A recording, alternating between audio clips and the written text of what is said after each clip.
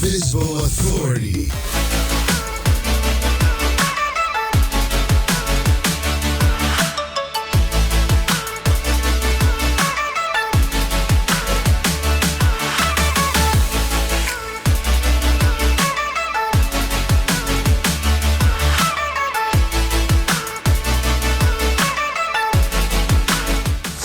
FSBO Authority. The For Sale by Owner podcast, found on iTunes, YouTube, and the FSBOauthority.com. And now, here's the FSBO Authority, Ernie Emad. Welcome to the relaunch of the For Sale by Owner Authority, your how to master the art of prospecting for sale by owners weekly podcast. I'm Ernie Emad, a 22-year real estate industry FSBO expert, sharing my insights and strategies to help you excel in this niche market. Each week, I delve into my proven techniques for identifying and connecting with FSBO prospects, overcoming objections with confidence and finesse while building lasting relationships. I will also keep you informed and updated with the latest NAR settlement news from a listing agent's perspective.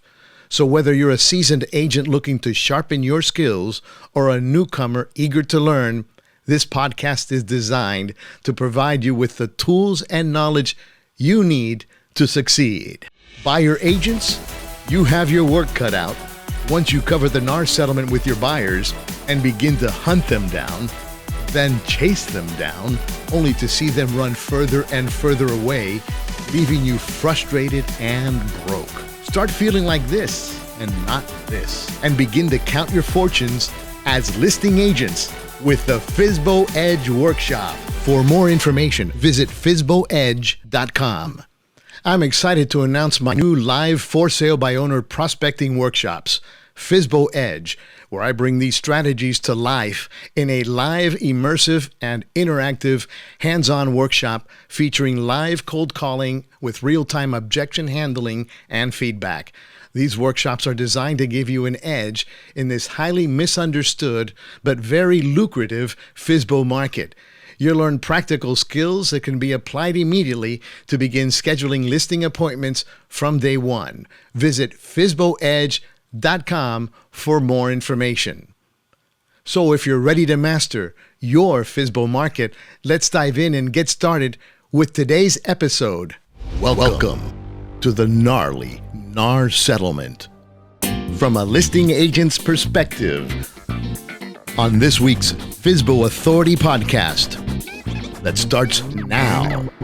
Look, there's plenty of anxiety going around these days, especially if you're a buyer agent. And by that, I mean that most of your business came from working with buyers.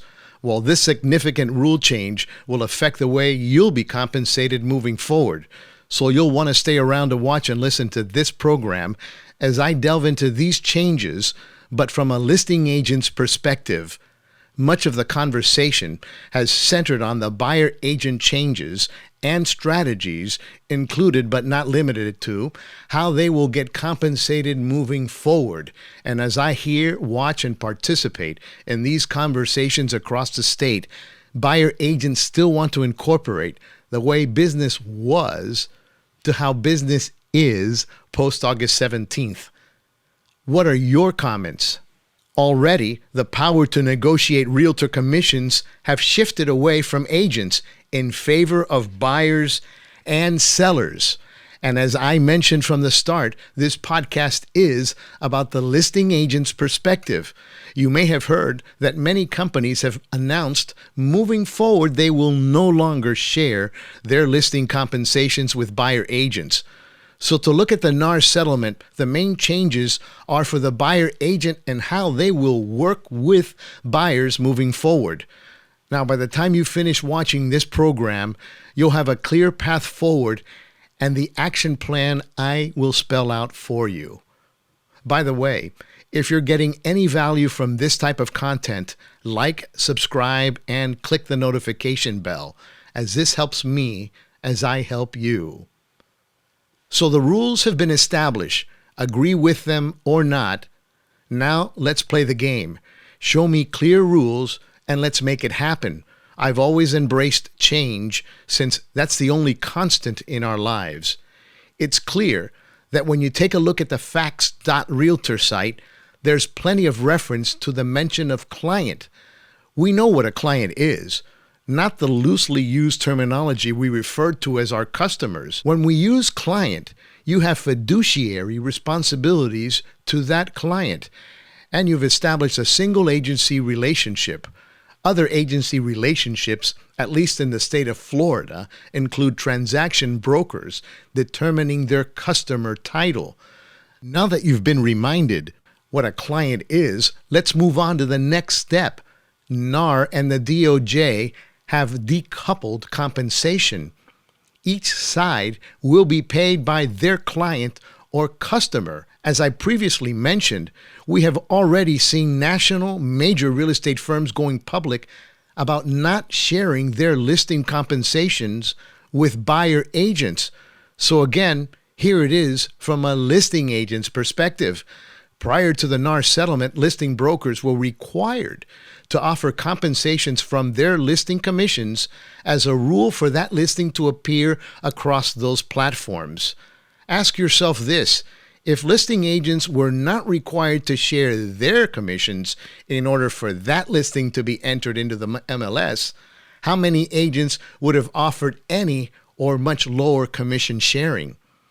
Listing agents moving forward will only negotiate their listing side compensation. No longer do they have to negotiate another agent's compensation to get a listing. I've spent 22 years prospecting for sale by owners and don't work buyers, but as did taxi drivers that got a bad rap for their service, and Uber came in and snatched a huge percentage of their business, so is happening in real estate. A listing agent is always prospecting sellers, investing money in systems, farming, telephone calls, spending money to market those listings, hold open houses, and I can go on and on. And largely, the consumers now find their own properties. Then the agent goes on Showtime, schedules an appointment, and 10 minutes before the showing, the listing agent gets a call. The buyer's at the property and they can't make it. Have you ever had that happen to you? Now, for those buyer agents that have demonstrated their worth in prior transactions through the service they provided their buyers in the past, then you'll have no problem articulating your value and get paid for it.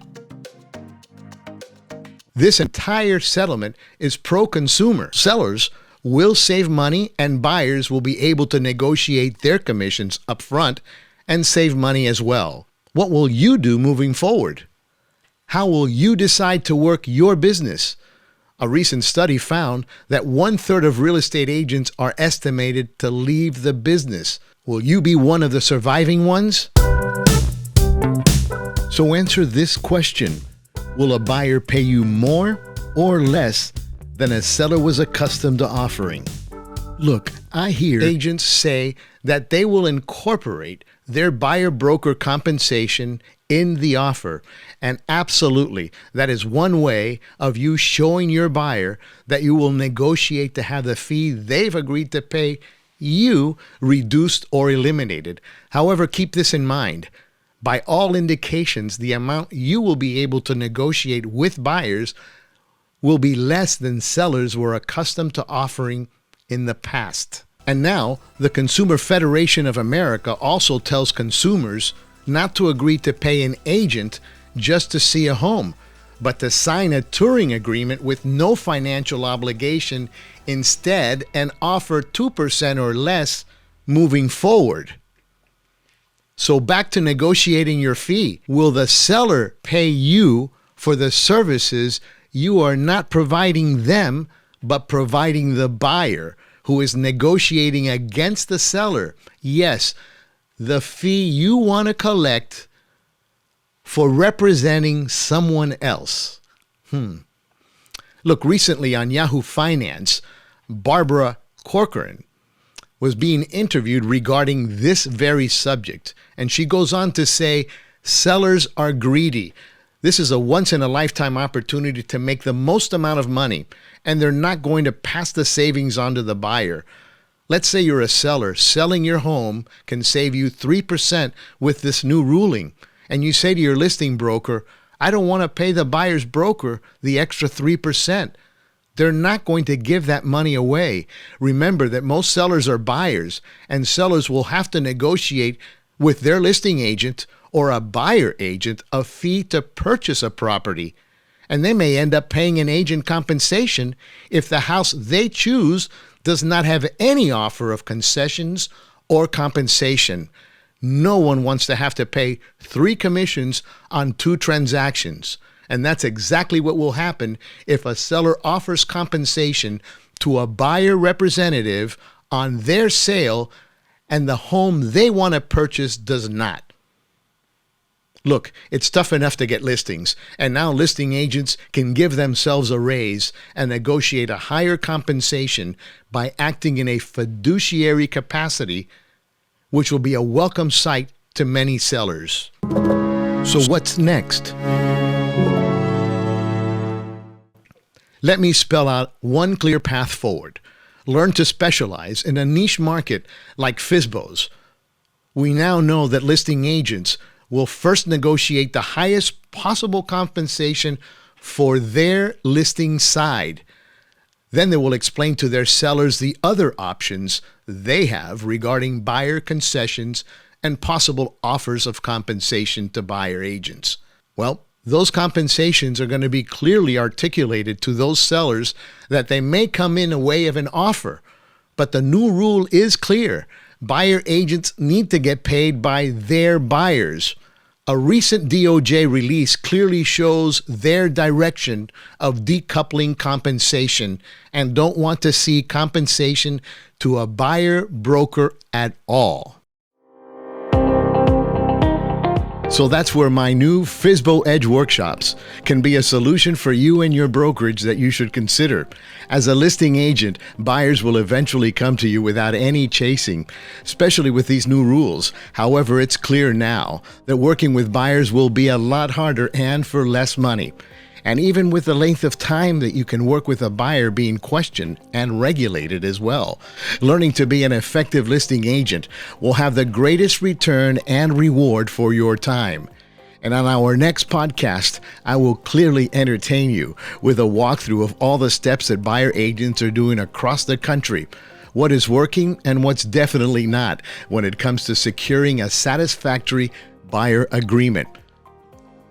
I don't want you to make those mistakes that are happening across the country when you approach these buyers. I will also cover the news out of California, and the legislature is considering a 3-month term limit on buyer agreements, all while consumer watchdogs advocate for you to make much less, 2% or less, and not to sign any binding touring agreement. So tell me, what do you think about this? Leave me your comments. So for my final comment, almost everyone wins. Sellers win as they will pay less. Buyers win because they will pay less, and listing agents win because they will earn more per transactions. So who doesn't win? Buyer agents. They get the short end of this stick. Remember, you must list to last, my friends. Thank you for joining the FSBO Authority podcast. I'm Ernie Emad, the FSBO Authority, founder and trainer of the FSBO Edge workshops. Take care.